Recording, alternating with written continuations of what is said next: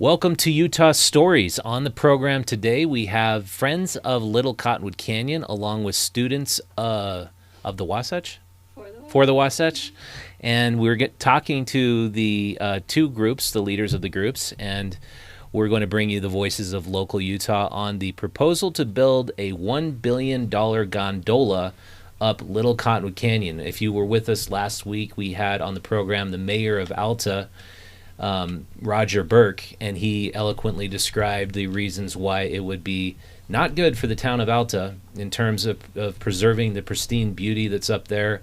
And so on this program today, we're going to go more into the claim that the developers have that it's going to alleviate congestion, it's going to improve the flow of skiers and motorists, and really streamline the whole process. We've got some statistics and we've got some imagery to show and share with you today that's going to really kind of dispel that their claims that that's really going to work. And so I want to start off by showing you two different clips. I want to show you a clip from gondolaworks.com, and this is their promotional video. They obviously spent a lot of money on it, showing how wonderfully awesome this whole gondola proposal is. I'm going to show that on my screen now. So as you can see, this is what the parking structure would look like. This is the Lakai station, parking for 1,800 cars. It's a 4-level parking structure right at the base of the canyon. And here are these buses just sitting there. People getting out of their cars. And then this really nice facility. I just want to fast forward to the part where you're actually getting on showing the gondola. And here you see the gondola just sweeping by really fast. And one thing I noticed in this promotional video that's missing is the giant poles. You just don't see them. There's one really fuzzy one way back there, but they don't really show where the poles are. And they're actually towers. They're 200-foot towers. And they're looking out, they only see the pristine beauty. And what I really like about what Friends of Little Cottonwood Canyon has done, I'm switching over to their video, is they show where these giant towers are located and how incredibly marring they are to the beauty of the canyon. We've been trying to get numbers on how wide the base of these towers needs to be, and I've heard anywhere from 30 feet to 40 feet, and many yards of concrete are going to be required to pour these bases. And you can see it's just going to be ugly. I mean, it's just going to decimate the view corridor up and down the canyon. And Roger from Alta Town pointed that out last week. And it's it is the world's longest gondola it would become. And these towers, as this video points out, are steel, huge. And this figure, $600,000, they've actually decided, yeah, that's nowhere near accurate. It's actually going to be well over $1 billion to Utah taxpayers. So, guys, thanks for coming on the show. Thank you. Thank you. Yeah. So, what would you say, Michael, is the biggest myth concerning the gondola and the way they're proposing it right now? Well, there's a lot of breakoffs from that. One is that it just won't work. It's proposed to solve problems. It's going to create more, if not just carry the problems we currently have downstream. But one of the biggest ones that we're concerned about is it's touted to be more reliable than bus transportation, and we just don't find that to be true in practice. We've had numerous incidents this year of lifts being down because of wind and weather. Any skier that skis Little Cottonwood Canyon has been stuck on a lift at least one time this year. The gondola is designed to function in winds of less than 60 miles an hour. Snowbird experienced 88 miles an hour wind, that's hurricane, with gusts upwards to 130. There's been several times when the ski resorts, all the lifts have been shut down. That doesn't sound very reliable to me, because while those lifts are shut down, cars are driving on the road. Mm-hmm. Yeah, there's never an instance where it's too windy even for buses to drive up the road, is there? Not that I'm aware of. I mean, it'd probably have to be over 100 miles an hour, I'd guess. But what would you say, Emily, is the most revealing fact about the gondola that the developers and proponents are not revealing to the public? And I'll have you put this up closer. The most revealing? That's a hard question. I do think it's pretty telling that UDOT's EIS says that the gondola is supposed to increase the capacity of the resorts but they claim it's supposed to reduce traffic, but then their numbers show that it's actually just putting more people on the slopes. So kind of piggybacking off of Mike's statement that it's going to work to reduce traffic, it's obviously not if they're trying to put more people in the canyon. Yeah, and my question for Chris McCandless, I saw him at the Outdoor Retailer show. I was like, when you ski snowbird on a busy day right now, I mean, you feel like your life is at risk because there's so many people on the mountain. And it's like, why is it an objective to put more people up on the mountain when I hear stories about skiers getting hit all the time? And if your interest is public safety, why would you think that's in the interest of public safety to have more people on the mountain? I don't know if they ever necessarily said that their first priority is public safety. They do kind of have 3 things they're trying to address, but it's more road-based than safety at the resorts. And, if a company's making more money from this $1 billion gift, then they don't, I don't know. They're thinking more about the money. Mm-hmm. And so when you look at the so UDOT, I talked to the people who are working there studying the issue now. It's basically in UDOT's hands. It's not, unfortunately, not in the hands of residents as a ballot initiative or anything like that. But they're looking at, from what I saw, safety and priority towards how many people they can move up the canyon most efficiently, and then environmental impact. I think there was one more, but when you look at those 3 different criteria, will it make the canyon more safe? I'll take a shot at that. No, I don't think in any way. Every time the road is closed for avalanche mitigation, the gondola will be closed, and furthermore, they have to inspect the cables in the cars after they've done avalanche mitigation. So I don't think it's going to make a difference in terms of avalanche safety. In terms of never having accidents on gondolas, that's one of the things Chris McCandless said. He said no one has ever died on a gondola. In fact, we found over 300 people have died on gondolas in the last few decades. People die. Just last year, there was a car frozen on the cables at Sandia, and they had to rescue those people by helicopter, and they were maybe 40, 50 feet in the air, not 250 feet in the air. So we don't think it provides either reliability or safety over the road. How do people die on gondolas? Well, they fall off. There were 2 years ago in Italy, a car crashed to the ground after it detached from the cable. It slid back down before it hit a tower at an angle, dropped off. The car was crushed. 14 people were killed. One child made it out alive. So it's not uncommon at all. And these gondolas will have 30 people on them? I believe 34, 35. Is that your recollection? I think so. Yeah. And much, much higher than these gondolas I'm talking about. The one in Italy was again maybe 50 feet high, not 250 feet. Wow. The thing I don't know that you didn't mention, Mike, is that one of the reasons we're against it is, first off, we think there's much more need other places in this county and the state for $1 billion of infrastructure improvements that are going to benefit far more people. As far as the traffic in Little Cottonwood Canyon, there's just some simple solutions like reinstating parking reservations, reinstating the bus service they had, even improving it a little bit. We think those things should be tried before spending $1 billion.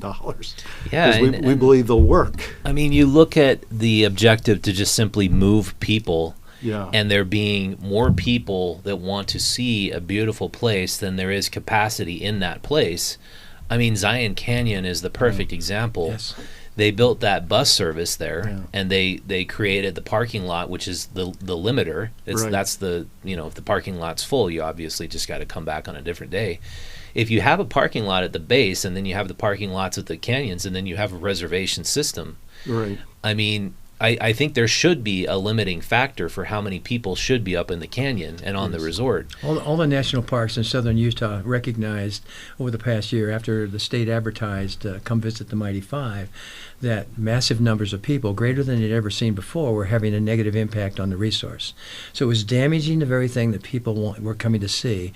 It was also negatively impacting the overall visitor experience. And they did something about it. They started implementing several different visitor management technologies. And they will intend to reinstitute those at any point in time that the crowds get to a point that the visitation starts to become damaged. Mm-hmm. And I think if people have a sense of what weekends, how many people are going to be there, like myself, I don't want to be there when there's giant crowds. Right? I'm a solitude type person, and so I go to Moab in February. Like, we just got back from there, Sure. Yeah. and I think if you don't mind the crowds and you're fine with doing the reservation system, if you can have an app on your phone, and you kind of get a sense of, oh wow, I'm going to be waiting 2 hours to go up the canyon this morning, or maybe I should get on the bus and the bus is going to get priority. I just think that whole system could be a whole lot better. And the other thing that I notice in the way that they're debating this is they're comparing the gondola to basically turning Little Cottonwood Canyon into a freeway, like really widening the road. Do you see it as an either-or proposal?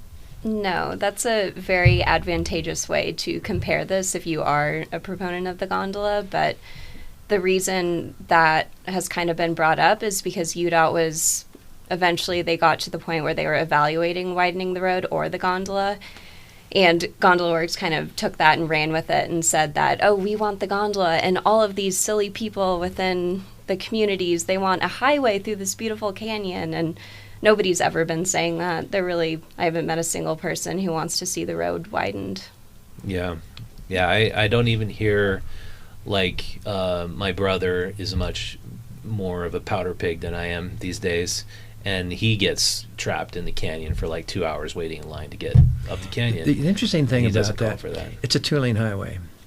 And I can think of one exception in the U.S. where something other than a two-lane highway was the artery that got people into those ski areas, and that's Vail, which had an interstate just right within the city limits. So two-lane highways are working in just about everywhere else, and it seemed to be doing fine. And in cases where there is a little backlog, people accept that that's part of the problem of more and more people coming to the ski areas. But it's certainly not a reason for us to destroy our canyon, because we think that for 12 days a year we want to avoid crowds. Yeah, and so this idea that if we did have a dedicated bus system or a cog rail system, that lane needed to be dedicated. Do you see any way you could use our existing width and be able to do that? Is there no way to do that? Yes, I think, again, if you institute parking reservations, put signs at the bus hubs that say canyon is full, no more uphill ski traffic, people will move into buses. A little bit improved bus service will get even more cars off. If that doesn't do it, then add tolling. And tolling can control the traffic to any level you want. Those things cost almost nothing. Tolling might even make the taxpayers some money. They could be tried quickly. If those simple measures don't work, then think about a major construction project. But don't widen the road. Don't build a gondola until you've tried the simple things first, because I think they'll work. And so are you guys mostly resort skiers, backcountry skiers? I did you tell me you're a snowbird host, Michael? Probably after the show, probably not, but I do ski, yes. Yeah. I ski too. At the resorts? Yeah. Okay. And I do some backcountry too. Yeah, So I mean, do some of both, I was yeah. raised on the slopes of Snowbird. My grandpa was really generous, got us seasons passes every year as kids. We're all inbound skiers. The backcountry's getting pretty crowded too, though. Yeah. It's surprising. Well, how I go much. to Mill Creek now, Yeah. and like trail run with my dogs, and Nice. and I find it's definitely, you got to show up before 8 if you don't Yeah, want to yeah. risk not having a parking spot. Yeah. Or late. I'm a late riser, Oh, so yeah. I tend to go in the afternoon and there's Yeah, nobody there. that's a good way to do it. Probably, I find that if I can get my run in before the kids wake up, then I'm in a good place. I'm in my happy place. So. Sorry, go ahead. before we move on from what Bob was saying, I have talked to the general manager and president of Alta about his parking reservation system, and he basically said that it worked wonderfully. Like, people would reserve it online. They really liked that because they could drive up at 10 and not be worried about not having a parking spot. And then they never had to turn anyone away because people didn't drive up there not having a parking spot. And basically after people like passed Snowbird, there was no traffic. So it really does work. And Yeah, it seems like a very, very smart way to dispel the fear of going up there, because I just kind of have that fear. I'm not going to find a place to park. I'm going to be stuck in my car, and I'm going to have a bad experience. And we've got kids in ski school now, and that's my fear, picking them up. Like, gosh, am I ever going to get a spot? And I just have to tell the kids, I hope the parking fairy is working for me today, because if she's not, I'm going to be, trying to figure out how to pick you up. And another thing that I recall, the Alta GM saying it in a planning meeting, he mentioned that, again, as Emily said, initially they were surprised that they got resistance when they started implementing it, but at the end of the season, a lot of skiers were saying this worked great, do it again. He also said that it helps from a resort standpoint. It helped them manage their numbers. One of the things that Alta wants to do is maintain a good guest experience, and they realize that if they if they don't have some way to ensure that they don't overload their slopes, that could be a possibility. And they saw that through the reservations, they're able to put more cars in and still have a profitable number of skiers on the mountain without overloading it. And so that helps them manage it from a business standpoint as well. Yeah, and it seems like Alta traditionally has been less profit oriented than Snowbird. Snowbird has always been like, how can we get more money out of this place? And I think that when I look at it from the big picture, I think that if Snowbird used the reservation system and had this limiting factor in place, they could still maximize profits on those powder days. I see them changing lift ticket prices all the time. And if they have enough reservations in place and there's only a few left, like jazz tickets, they can increase the prices. Maybe that's a great idea for Dave Fields, who just seems to think that the only way is to make a bigger turnstile. And the ski industry is really starting to wake up to the fact that the skiers want a better quality experience on the slope. Vail Corporation, for example, owns Vail, Park City, Whistler.